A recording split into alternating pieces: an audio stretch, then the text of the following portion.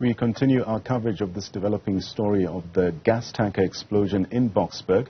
My colleague Mnisi is at the hospital now, where Gauteng Premier Panyaza Lesufi is set to see the scenes of this devastation himself. Linda, we've already heard from the Premier's office, him giving his condolences, also expressing profound sadness at the events there. Talk us through what's happening.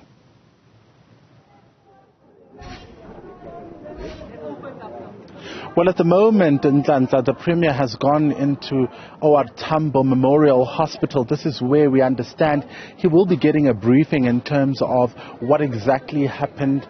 And I suppose then we'll get a sense of how the hospital is coping with the influx or the number of the people who have been taken or were taken into the hospital this morning following that gas explosion. So following that, we're expecting that he will give us an update in terms of what then happens going forward. At the moment, we understand those figures, the death toll at least, to be sitting at about 10. So we'll get an official word from the Premier in terms of exactly, what those figures are looking like. But also, you'll understand that such a situation will automatically kick off investigation. So is there a preliminary report of what the investigators are making of the scene? We've seen various videos in Nhlanhla of people who took videos before the explosion happened and what happened prior to that explosion. So the investigations, or rather the details of that investigation, will be quite interesting, given the fact that, as you would know, certain bridges would have limitations in terms of the kind of trucks that would pass through that bridge. I had an interaction earlier on with one of the PR councillors, asking him about whether trucks normally use that particular road, because if you look at the area, it looks more like a residential area, although quite close, very, very close, and interlinked with the OR Tambo Memorial Hospital, but it looks like a residential area. So is it a thing really where you would see trucks coming into the area and really driving through that particular bridge? And he said, well, it's no usual or ordinary occurrence, and that's why this thing has taken them by surprise. So it has been all hands on deck throughout the morning, and I just want to show you the scenes from just outside hospital. If you look at the people that are approaching towards the hospital, those are first responders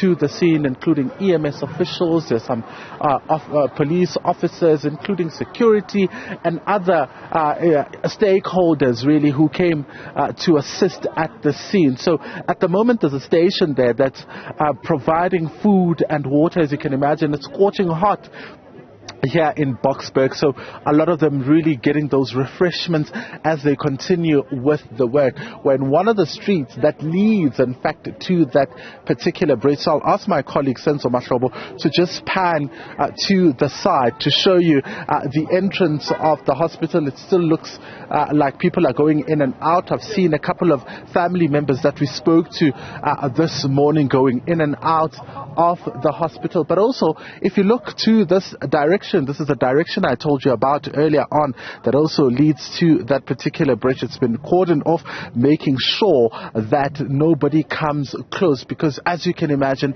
that explosion happening underground, it would have automatically affected the roads and the integrity of that particular structure, because on the side there is, of course, a railway line. So at the moment, Nhlanhla, we're waiting for the Gauteng Premier, who we understand is still getting a briefing. A number of vehicles have come in. In fact, I'll ask my colleague Senzo to come back and show you the entrance or the gates of the OR Tambo Memorial Hospital. This is where some of the vehicles are exiting at the moment, some which we believe are ferrying the authorities who are visiting the scene. Earlier on, you would have seen some of these cars going to that particular scene and turning back. So it looks like they'll be entering from this direction, or from this point where we are standing. So from where we're standing, these are the vehicles ferrying those authorities. Part of this delegation in Nhlanhla also includes the Gauteng Health MEC,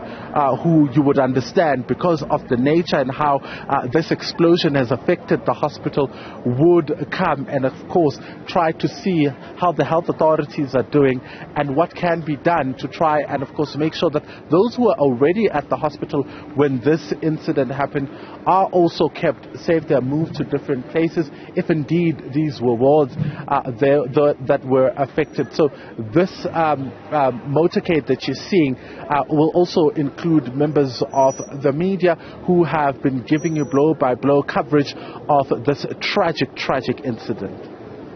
Now, we know that the health facility was also affected by that blast. Have they been able to take in any patients as yet?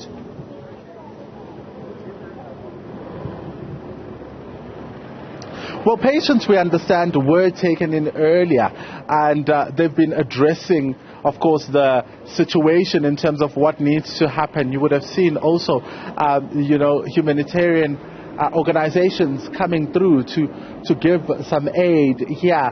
But the hospital itself really is the first place where they took some of the injured people who were affected in that explosion.